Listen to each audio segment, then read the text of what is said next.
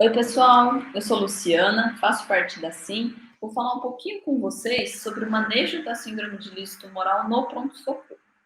Qual que é a importância da gente falar sobre esse tema? A síndrome de ilícito moral é a complicação mais comum em pacientes portadores de neoplasias hematológicas. Então é muito importante que a gente saiba manejar, porque em algum momento vai acabar aparecendo no nosso plantão. Então vamos lá. Antes da gente falar do manejo em si, vamos só relembrar alguns conceitos. A síndrome de ilícito tumoral ela é caracterizada por um conjunto de distúrbios hidroeletrolíticos e metabólicos secundários a uma destruição celular maciça de células neoplásicas, que acontece principalmente em pacientes portadores de neoplasias hematológicas, que têm uma alta taxa de proliferação celular, e embora possa ocorrer de forma espontânea, em geral acontece após ciclos de quimioterapia ou até mesmo após o uso de corticoide, terapia hormonal ou terapia imunobiológica. O foco dessa aula não é detalhar quadro clínico e diagnóstico, mas só alguns conceitos para que a gente possa entender um pouco melhor o manejo. A destruição celular maciça que ocorre na síndrome de ilícito tumoral acaba levando a uma liberação na circulação de uma grande quantidade de potássio, fósforo e ácidos nucleicos. Esses ácidos nucleicos eles são convertidos em ácido úrico e o fósforo elevado na circulação ele acaba quelando o cálcio, gerando uma hipocalcemia. Além disso, pode haver uma precipitação de ácido úrico nos túbulos renais e deposição de sais de fosfato de cálcio, que acabam levando à injúria renal. Então, o quadro clínico ele vai ser constituído por sinais e sintomas secundários à hipercalemia, hiperfosfatemia, hiperuricemia e hipocalcemia, e pode haver também lesão renal. E o nosso tratamento ele também vai ser baseado justamente no controle desses distúrbios. Então, como que a gente vai manejar esse paciente no pronto-socorro? Sem dúvidas, a melhor forma de manejo é a prevenção. Então, aquele paciente que a gente já sabe que tem um risco intermediário ou alto para desenvolvimento de síndrome de ilícito tumoral, está indicada a dosagem de DHL, ácido úrico, fósforo, potássio e função renal antes do início da terapia específica, como por exemplo a quimioterapia, e está indicada também a dosagem periódica desses exames laboratoriais depois do seu início.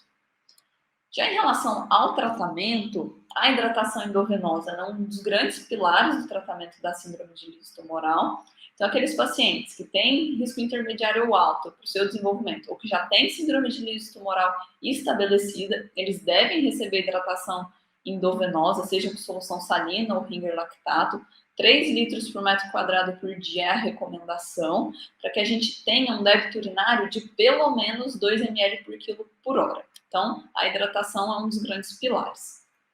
Pacientes que têm risco aumentado de sobrecarga volêmica, como por exemplo aqueles portadores de insuficiência cardíaca ou que têm doença renal, a gente pode lançar mão do uso da furosemida associado como forma de prevenir edema pulmonar. Aqueles pacientes com risco intermediário de síndrome de ilícito tumoral, está indicado o uso do halopurinol na dose de 10 mg por quilo por dia, por via oral. Essa dose ela deve ser dividida em 3 tomadas por dia e a dose diária não deve ultrapassar 800 mg. Pacientes com alto risco de síndrome de ilícito tumoral, que são aqueles portadores de linfomas de alto grau, como linfoma de Burkitt, ou de leucemias agudas, com leucócitos maiores do que 50 a 100 mil, e aqueles pacientes com síndrome de ilícito tumoral já estabelecida, a preferência é pelo uso da rasburicase, na dose de 0,15 a 0,2 miligramas por quilo endovenoso, uma vez ao dia. Tanto a alopurinol quanto a rasburicase, eles atuam no controle do ácido úrico, mas o alopurinol, diferente da rasburicase, ele impede a formação de ácido úrico, mas não atua no ácido úrico já formado, que, como a gente falou, nesses pacientes está elevado. Então, por isso que nos pacientes de alto risco ou que já têm uma síndrome de ilícito tumoral estabelecida, a preferência é pelo uso da rasburicase, porque ela é mais eficaz. Mas a gente sabe que é uma medicação que nem sempre está disponível, então muitas vezes a gente precisa lançar mão do uso do halopurinol. A gente comentou também que a correção dos distúrbios hidroeletrolíticos faz parte do manejo da síndrome de ilícito tumoral. Pode haver, então, hipercalemia, E como que a gente faz esse manejo da hipercalemia?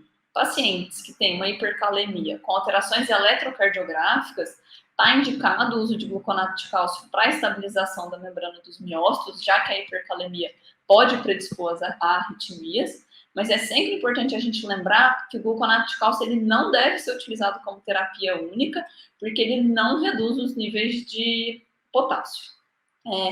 Além disso, a gente pode lançar mão do uso da furosemida, que aumenta a eliminação urinária de potássio, uma medicação eficaz no controle da hipercalemia em pacientes que estão urinando. O Sorcal também é uma opção que acaba levando à eliminação de potássio via trato gastrointestinal, mas menos eficaz do que a furosemida e demora mais o seu início de ação. Então, a preferência é pela furosemida em pacientes que urinam. E a gente pode lançar mão também de medicações que não reduzem o nível de potássio, mas acabam jogando o potássio sérico para dentro da célula, como, por exemplo, a glicoinsulina. Já em relação à hiperfosfatemia, a gente vai realizar hidratação agressiva, como a gente já comentou, restrição dietética de fósforo, e além disso a gente pode usar também quelantes de fósforo, como por exemplo hidróxido de alumínio. Já em relação à hipocalcemia, aqui é um pouco diferente. O tratamento da hipocalcemia, na verdade, ele é baseado no manejo da hiperfosfatemia. A gente comentou que o fósforo elevado na circulação acaba quelando o cálcio, então a hipocalcemia ela é secundária à hiperfosfatemia. Então, aqui na síndrome de Lewis tumoral, o tratamento da hipocalcemia é a correção da hiperfosfatemia. Se a gente fizer reposição de cálcio sem corrigir o fósforo, a gente pode precipitar sais de fosfato de cálcio e, como eu comentei, eles podem se depositar nos túbulos renais e acabar agravando a lesão renal. Então, a gente só vai fazer reposição de cálcio nos casos de hipocalcemia grave sintomática. Em alguns casos, a gente acaba tendo que indicar hemodiálise, como naqueles pacientes anúricos, que têm uma hipercalemia refratária às medidas que a gente comentou, ou aqueles pacientes com hipocalcemia sintomática ou um produto cálcio-fósforo maior ou igual a 70. Apesar de a gente saber que não é muito disponível, né, nos casos de síndrome de Lewis tumoral, a melhor escolha é pela diálise contínua. E existe espaço para alcalinização urinária? Esse é um tema que é muito controverso. O racional para isso é que o pH alcalino da urina, ele promove a solubilidade ácida e a sua remoção, então ele poderia reduzir os níveis de ácido úrico. Essa alcalinização poderia ser feita com o uso de bicarbonato de sódio ou inibidores da anidrase carbônica, como, por exemplo, a acetazolamida, mas os estudos não mostraram grandes benefícios dessa terapia. Além disso, a alcalinização sérica e urinária pode precipitar sais de fosfato de cálcio, que, como a gente comentou, pode se depositar nos túbulos renais e agravar a lesão renal.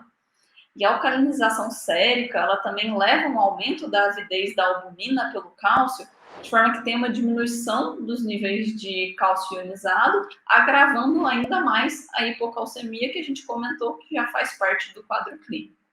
Então, a gente só vai considerar alcalinização urinária nos casos de hiperuricemia grave, em que a gente não tem rasburicase disponível, a gente não está conseguindo controlar esse ácido úrico. Como que é feito o segmento desses pacientes? Então, a gente sempre vai solicitar leito de UTI para aqueles pacientes que têm síndrome de Lewis tumoral estabelecida, ou seja, tem critérios clínicos e laboratoriais para a síndrome de Lewis tumoral, mas a gente também precisa solicitar leito de UTI para aqueles pacientes que têm critérios laboratoriais para a síndrome de Lewis tumoral, não têm critérios clínicos, mas possuem comorbidades cardíacas ou renais. Então, esses pacientes, eles devem ser internados em leito de UTI. Esses pacientes devem ser mantidos em monitorização cardíaca contínua e a gente precisa fazer dosagem de eletrólitos, creatinina e ácido úrico a cada 4 a 6 horas, já que são pacientes graves. Então, hoje é isso, pessoal. Espero que vocês tenham gostado e a gente se vê numa próxima aula.